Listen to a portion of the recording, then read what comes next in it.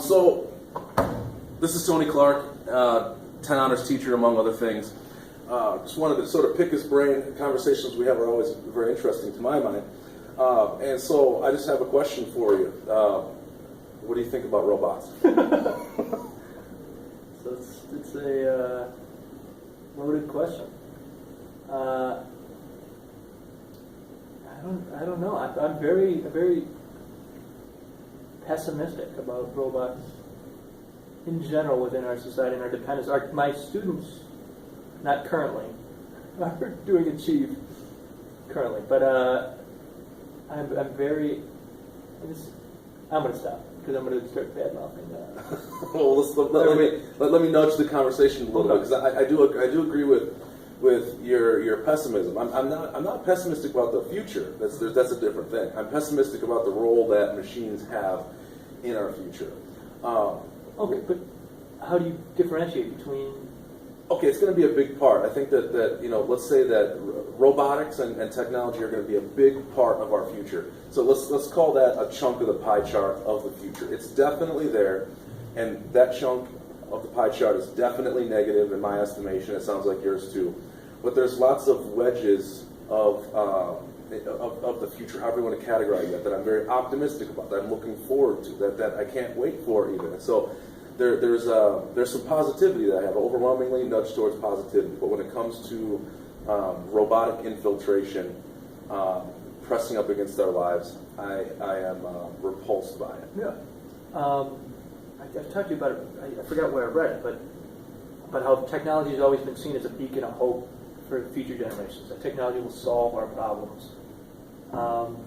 This is the first generation that actually sees technology as not something to be excited for, something to be overwhelmed by, that it promotes anxiety and depression. I was talking to my class today, Dr. Pesquez was talking about the cell phone use in class, and we went off on a tangent talking about the empirical data that shows that excessive use of social media through cell phones and having that spotlight on you at all times leads to anxiety, depression, just an overall dissatisfaction with life. Oh yeah, it's clear cut that Facebook makes you more anxious and reduces your quality of life and satisfaction. But people are still stuck with it, and people still are drawn to this. Maybe they don't know those statistics, or maybe they can't help themselves. What I do know is that Facebook, for example, uses algorithms much like slot machines use. They time out how often you give someone a reward, and it's complicated. You can't do it regularly. You have to sort of scatter the rewards, and there's a way to keep people hooked to a slot machine so that they keep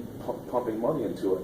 And they've been very clear that they mess with the Facebook feed to match that interval. So they'll take happy posts that they know will give you endorphin rushes, and they'll space it out, and so they want you to click the Facebook icon. And I tell my students about this. I'm like, have you ever turned on your phone and hit the Facebook button or the Snapchat button, or in my case the Reddit button, out of reflex? Yeah, so you just do it. It's muscle memory, and that's not you. Like Facebook is controlling your subconscious if your thumb automatically moves towards that in a muscle memory fashion.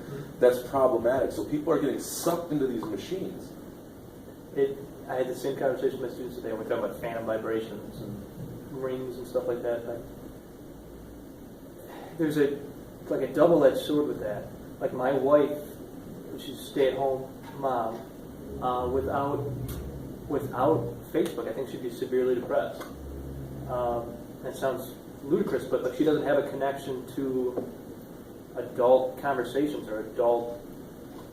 She doesn't have a job to go to where she's interacting. That's her social outlet. It is her social, and that is like a resource that's very valuable for her. She showed me something yesterday what I thought was so weird. Facebook puts out like those memory albums or something. Yeah. It's like your 2016 review or something like that. 2016 has been the worst year of my life, hands down. So much crappy stuff's happened to us. We were both afraid to watch it. Like we were both hesitant to watch it, and it was nothing but uplifting stuff.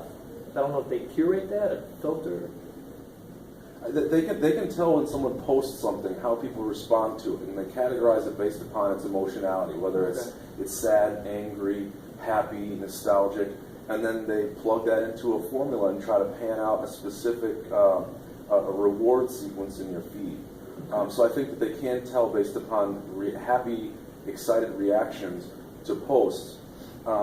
And Just the syntax of how people are writing, it goes into the how people program? respond. I think that's why they switched from straight up like, because there's not a lot of information. If someone likes your post, they can just note excitement.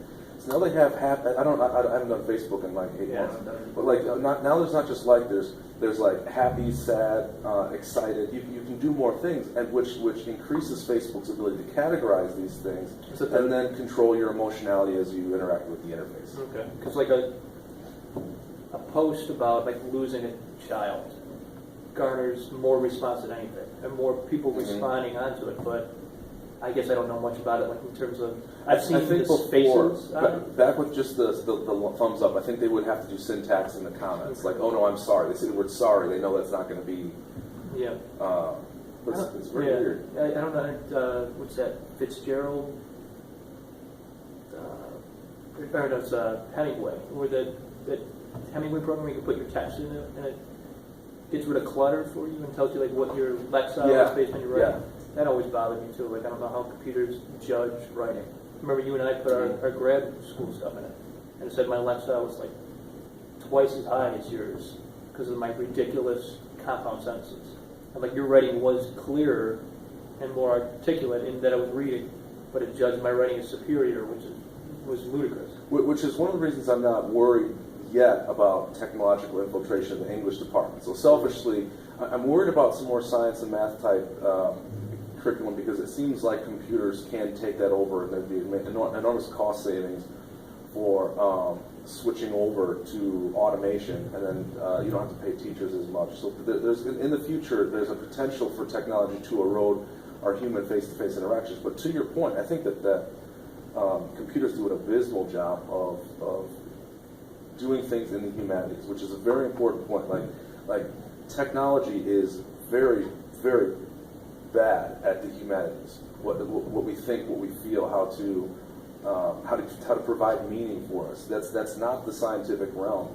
And so, as we're pessimistic about technology, we're noticing that tech is not fulfilling us in our sense of being human. But here it is coming closer and closer to us. It feels oppressive. And to your point about it ranking our writing, the English department is sort of like the epicenter of where we can sense this, because we see what the humanities are. We talk about soul, we talk about meaning and value and virtue in our department, and here technology is knocking at our door, and there's all, I'm saying, like, if there was a place to judge the technological future, I think that English departments nationwide would be a very good vantage point to see that from. Now, do you think in the next 10 years are we going to be using technology actually more in our curriculum, or do you think it's going to Backlash? Yeah, I could see backlash. I can see some backlash too, but I think it'll be temporary. I think that it's going to be relentless. One of the reasons I think this is one of the things I wanted to talk to you about with the Catcher in the Rye thing, which we'll do later now. But we're in a postmodern culture, and we're in this sort of post-religious culture. That's not to say religion is dead. It's just saying that the average person no longer ascribes to Christian morality in the West, or whatever religion you're in. And so what I think tech is doing is, for a while, tech was our new hope. You have to have something that you can hope in the future for. Christianity in the West was a hope for people. It gave them a sense that the future was going to be something, something to strive for. And now that we're in a post-Christian era, a post-modern world, we're not. The vocabulary of religion is not sort of suffused into our how we speak. So I think we all collectively had to say, well, what do we agree on? Well, we agree that tech is doing something. It's going to prolong our lives, which it did. It's going to land us on the moon, which it did. It's going to help us peer at Mars, which it did. It's going to help us look at quantum mechanics and learn how to work atomic clocks, which it did. But I think that there's this. I think we're all sort of realizing now that tech is telling us what life looks like, but it's not telling us what we should do within life, right? Yeah. So that's one of the issues I think that we're like, when people have pessimism about technology in the future, I think that's part of it, is that we're losing faith, and I mean that word I use it very carefully. We're losing faith in tech as our collective savior.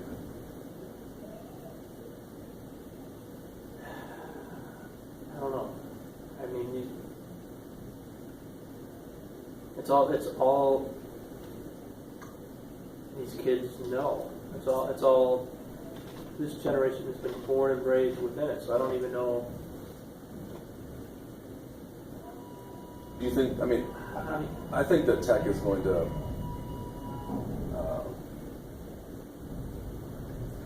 You sent me an article the other day about how the FBI is trying to determine whether or not a phone is actually an extension of someone's mind. I think that was you, right? Like if you take my phone away from me, am I now so connected to my phone? Is all my thoughts, my ideas, my contacts, my sense of self-worth, is it so tied to my phone that they should not legally be able to take that from me? It would be as if someone's taking part of my identity away or taking my left pinky, right? So I think that cell phones are becoming part of us, and some people believe that, and I think it's possible that technical parts start actually becoming part of the who sixth we are. sense theory that'll develop. They thought it with watches or Google Glass or whatever. That it'll develop into another sense that we have. Or that'll be our sixth sense. Oh, like way on down the line that will co-evolve with technology? I mean, you can't. When you and I were growing up, we had like a computer per 4 or 5 classrooms, or we had one computer lab per school. It's not even. I mean, just the rate at which the phones that are in students' pockets are more powerful than the computers we used when we were in high school. Yeah. It'll be cost effective. It's going to grow exponentially. I don't see how it won't evolve to that state. Have you seen the Black Mirror episode with like the Google Glass contacts? No. It's like the premise that you can it's like a contact or something that's in their eyes that you're recording. Oh, I believe that's going to happen. I believe that's going to happen. And contacts with like a heads-up display. Yeah. Not even mention that it's recording everything, so you can go back and relive every moment of your life. And you already see it through stuff like Facebook, where like how students' memories have changed. You no longer need to remember. I mean, you can see it with like Google. You don't need to remember basic facts and information, but I don't even need to remember anymore what my Halloween was like when I was 10 years old. I can just go online and look at pictures to activate that memory. So like it's like I don't know if that's a positive thing where it's allowing more space into your mind and how your memory works, or if it's people point when this conversation comes up. People point back to Plato. Plato, obviously he's considered one of the smartest people ever to have graced the planet, and he was against writing. I mean, he has passages in the Republic where, or was it Socrates? Socrates. Yeah. Socrates. Socrates believed that writing was bad because if you can write things down, you no longer have to rely on your memory, and that paper or just writing things is going to offload too much of our work. It's going to make us lazier. And it's so interesting that we're using this exact same argument with modern tech. We're saying, they're not going to know how to do their own calculations anymore. They're not going to be able to rely on their memory anymore, which is like Plato quote this directly. And this was said 2,500 years ago about writing. So that's my counterpoint. I guess I don't believe the counterpoint. I don't know. It's complicated. I remember like 10 years ago, we used to have students memorize poems and recite them. Mm-hmm. We used to have to do that all the time. I don't remember the last time we've had students have to memorize something to recite. And so your point, they don't know what that's like. No, yeah. It's very powerful. I had to memorize poems, and those are among the most memorable things that I've done in school. Yeah. The fact that I can recite the first 15 lines of Howl, it's made its way deep down into my psyche because I took the time to ingest it in that way. Yeah. It was like... Do it right now. No, it's all right. Someone on a podcast the other day I was listening to was saying that in a lot of ways tech is like sugar. It's fast and it's easy, and so we become hooked on it. Whereas like some of the old school methods, like you're saying, like memorization, are more like complex carbs that sort of last longer and are more meaningful, more healthy, so to speak. You think we're evolving?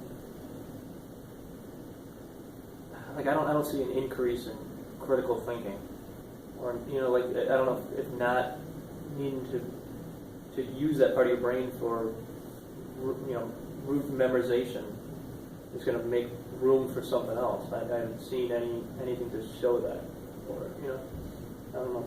Right. What about kids memorizing like any student in my class, I can ask them to recite a song, and they can all recite that. And that's similar, but it's different. It's a different, because I don't know if that is the same thing.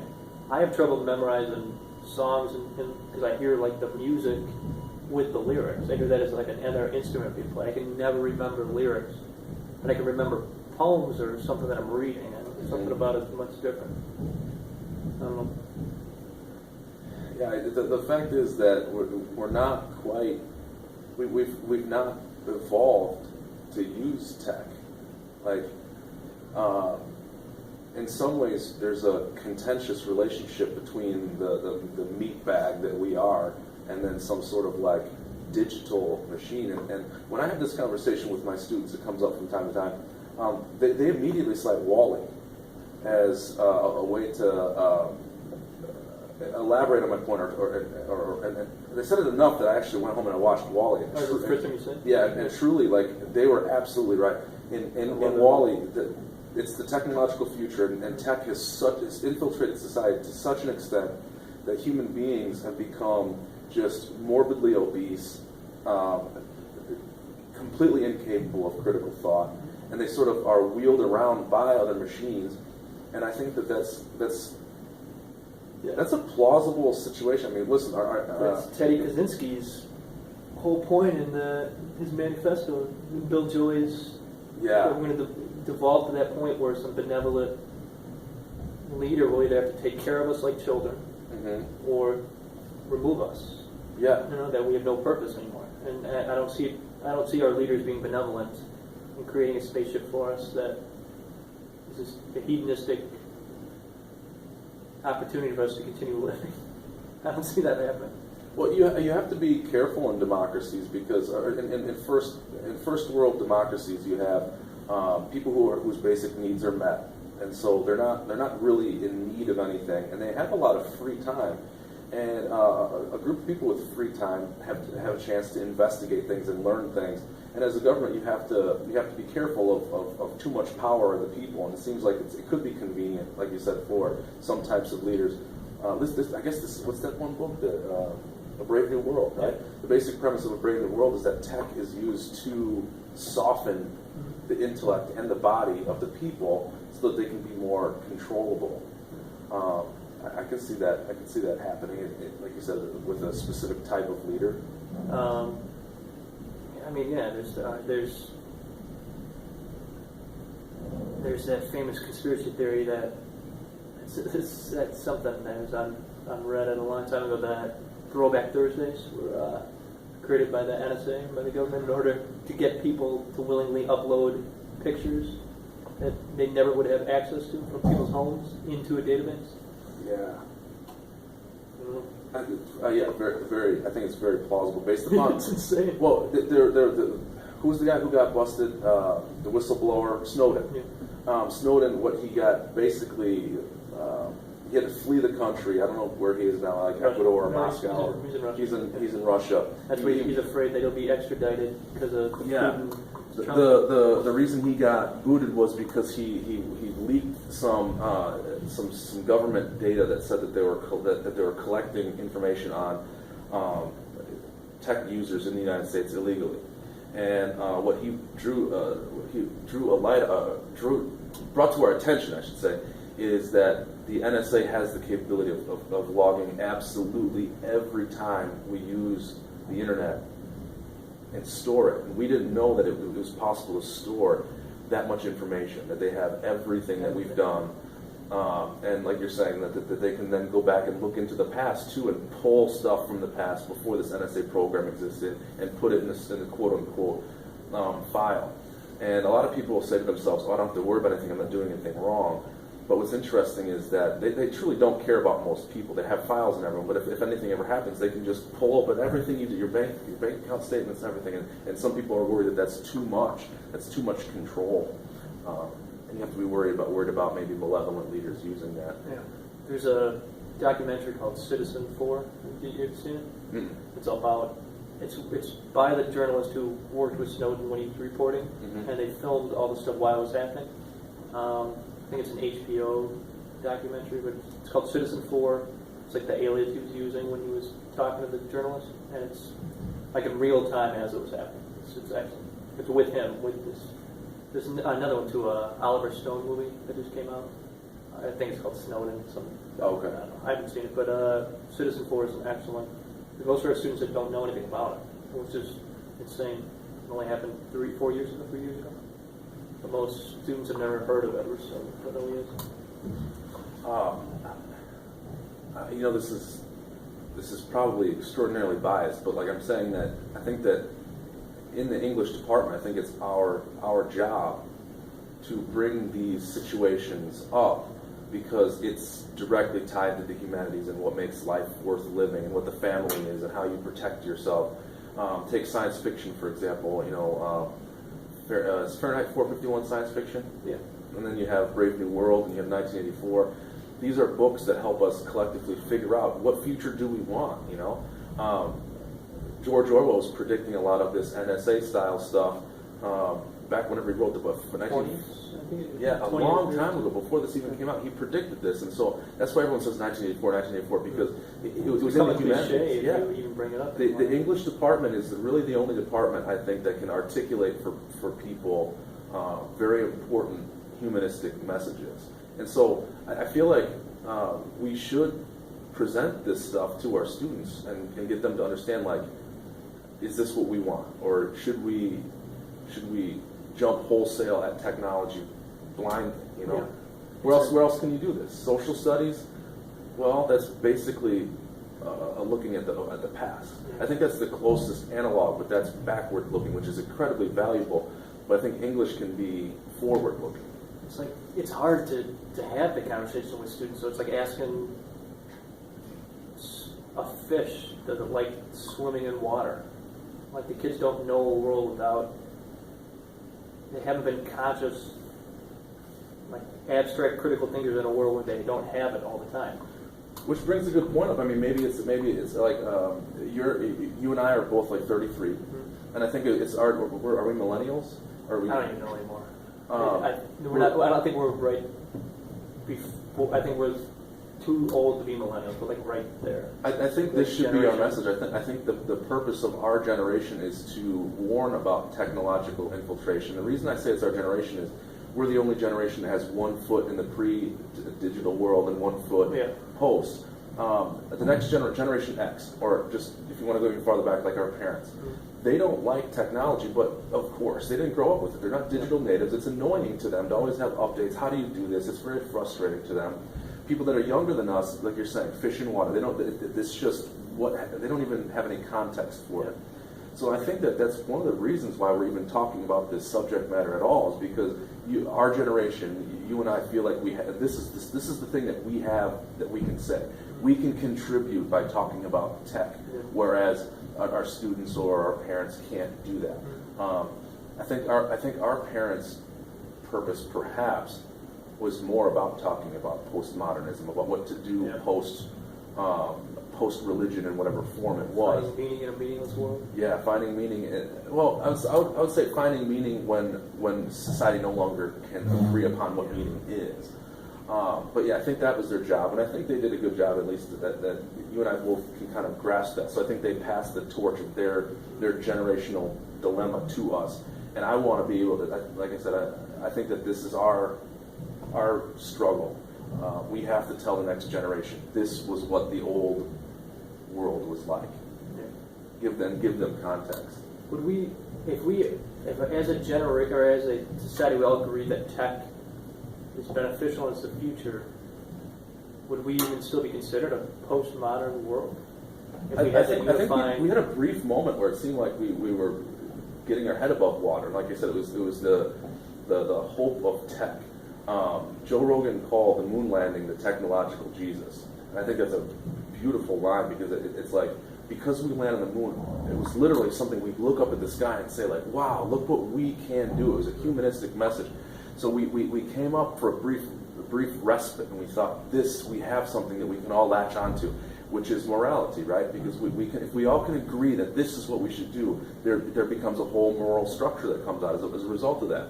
And I think to answer your question, then I wonder if if we're lapsing back into postmodernism because people are starting to worry. At least our generation is starting to worry about just how much control we want to give tech. Do you see the tech boom to be a correlation with our country completely moving to the left and like the liberal values? As you know, like I see people seeing tech as a way to like equalize, egalitarian. Yeah, but all it is, the data shows that it does a lot of harm. I think it absolutely is. I mean, compare what we're in right now to the Middle Age model. In the Middle Ages in Europe is when the university system was born, and that was that was not democratic. You had the ivory tower people, the very wealthy people with all the knowledge and all the books. Books were as expensive as laptops.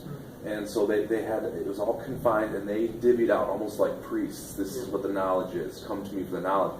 And now tech, I think tech is a radical swing towards egalitarianism and democracy because now everyone has access. And I think that's why we're getting freaked out about fake news and people being manipulated by the news.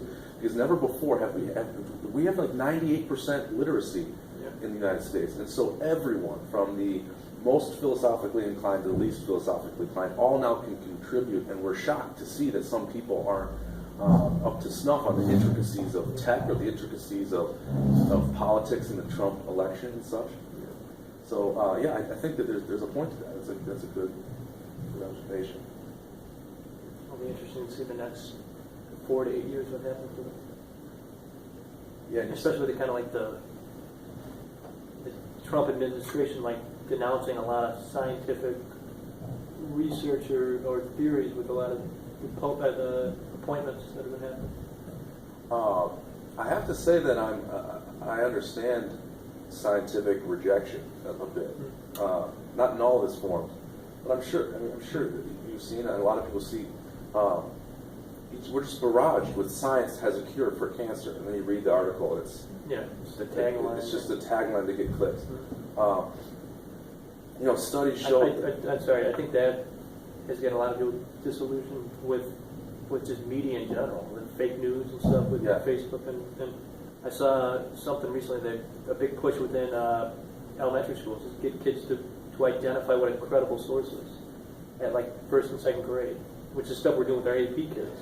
Which is necessary, but I mean, I have trouble designating fake news. I really do. I mean, because you can hear something ludicrous, like just ludicrous, and then you assess, well, is this credible or not? And you can find stats that certainly show that, but unless you're an expert in a specialized field, it's hard to know.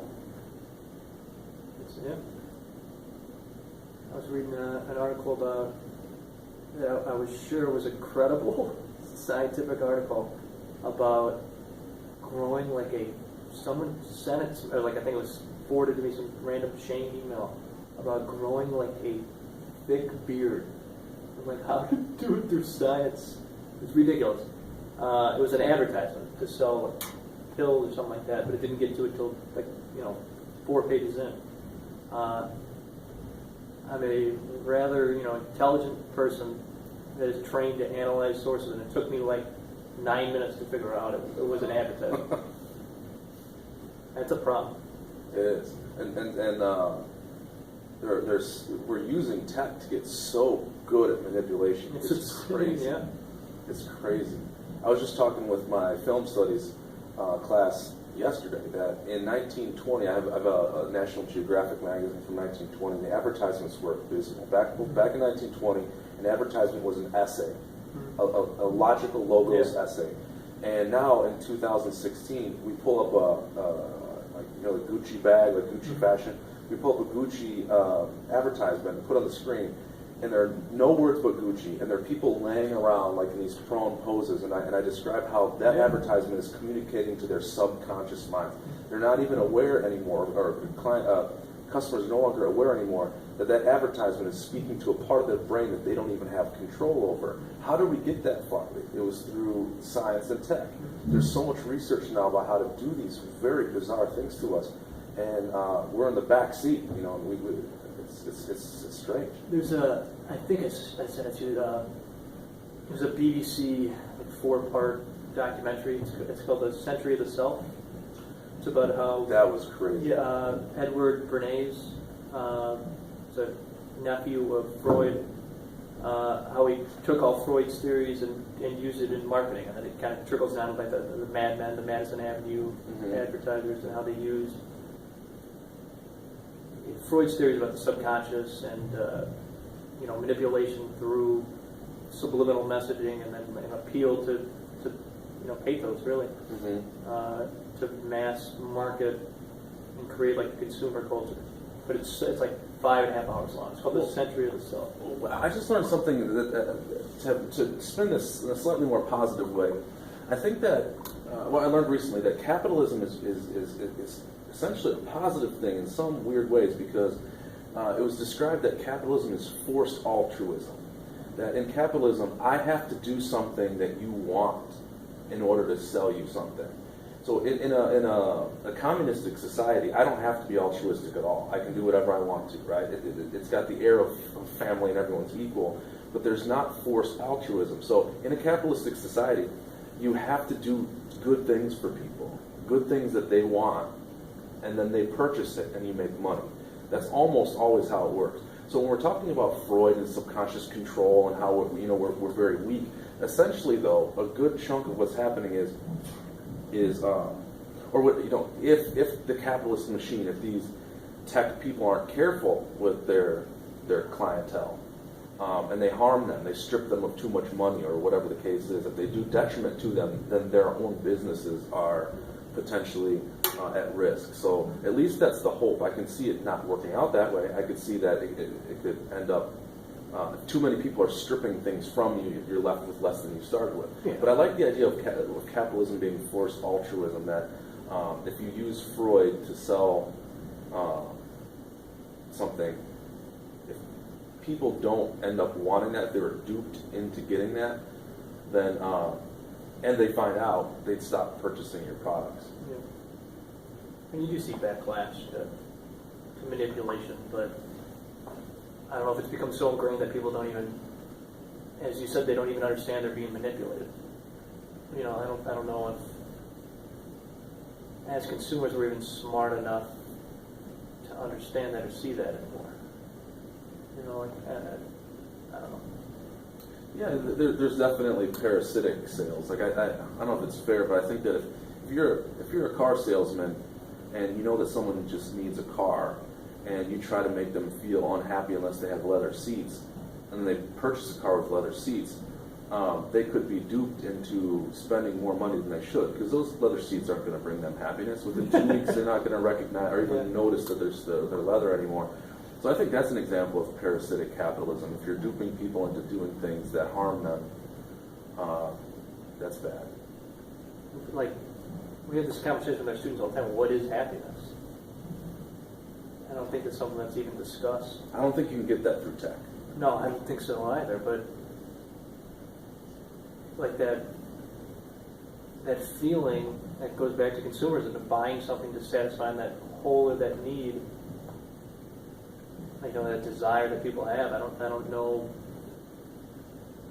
if we even know what happiness is. I can go back to tech and social media, but how many likes you get on something that equates to self-worth. I think people become so detached from individual happiness.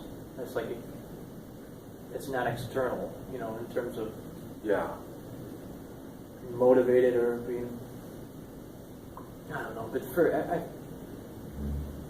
knows? Forever, everybody's always wanted recognition. It's been a way to manufacture it where you can publish your information to thousands of people. I don't know if it's good or bad. I'm trying to anticipate counterpoints. I know people will say that tech is lengthening our lives. Yeah. Tech is eradicating polio. Tech is allowing us to fly, across the continent in 4 hours in some cases, and going to be getting quicker and quicker and less expensive. There's some really cool things happening. Oh, yeah. I always like to say that, you know, landing on the moon was one of the grandest things we've ever done, but landing on the moon didn't tell us how to be happy. Landing on the moon didn't. Well, I take that back. I just was describing earlier about how landing on the moon gave people a lot of hope and tech. And it brought people together in a communal sense. And I don't know if that's what it comes back to. It's like coming together as people, sharing and joy. Can tech bring us together, or is tech going to drive us apart? That's the biggest question. It's supposed to bring us together, but it seems like it just builds walls and isolates you to a lane in which you never experience or challenge any of your beliefs. It's the idea that you're looking for affirmation and not answers. That's the idea of the echo chamber, that Yeah. you can end up you can end up with certain news feeds or whatever that just reinforce who you are, and then people said there's a 98% chance that Hillary Clinton's going to win the election, and it's completely wrong. To your point about cell phones, and Dr. Pascal, which is over the intercom, I read a study that if there's even a cell phone present in a conversation, that there are fewer words spoken. There's something inhibiting. I mean, I'm not talking about picking up the cell phone and texting on it. Just its presence. That's so creepy to me because why is a piece of plastic and metal here? If it was out on the desk, how would that inhibit our conversation? Is it going to inhibit mine because I see it and there's a visual prompt? And I think to myself, is there something on there that I want to check? Am I missing something? What time is it? Right? I use it to check the time, and then all of a sudden I'm in it. Are you inhibited because you see me noticing that, or are you inhibited because you then are face to face with the idea that I have something that could divide my attention, and perhaps you have to then fight more for airtime? I don't know, but to me, the study is shocking, and that's I think shows that tech has a divisive force. It's like we're Frankenstein, and we're turning that into a living, conscious being. Like that it actually is alive when it's with us. Like it has something to add or contribute to the conversation. It's weird. I think it was you that told me that you and Bridget were having like a debate about something. Your phone was listening to you, and like gave you like answers about it or something. Yeah, I was talking with my wife, and so I bumped a button, and I asked her a question. My phone heard me. It speech to texted it and Googled the answer. So as we're talking about this, I look down at my phone, and Google is trying to talk to me. That's like completely accidentally, and it was like it was a third person in the room in that moment. And they had the Echo, Amazon Echo things, and the Google Play or whatever now you see these commercials where people are having conversations, like an actual conversation back with artificial intelligence. I don't know. I know you and I have both read philosophers who say that we can't prove that these devices aren't collectively sentient. I know that's off the deep end in terms of speculation, but if we can't prove that dogs are sentient, and we can't, there's no consensus. We don't know if dogs are acting purely on instinct or if they have their own thoughts and preferences. Most dog owners override the scientific claims, which is interesting. They read time and time again that dog doesn't know these things, and the dog owner will be like, no, I don't think you understand, because and they'll say, oh, that's anecdotal, you're not scientific, you're projecting your thoughts on that dog. But long story short, science can't itself claim to say that dogs can think. So I have a device, or if I have a device out here, it's computing in the same way that our neurons are computing. And let's just say this, in the future, if there is some sort of enough computing power that there's some sort of sentience that begins, we would never be able to prove it. Yeah.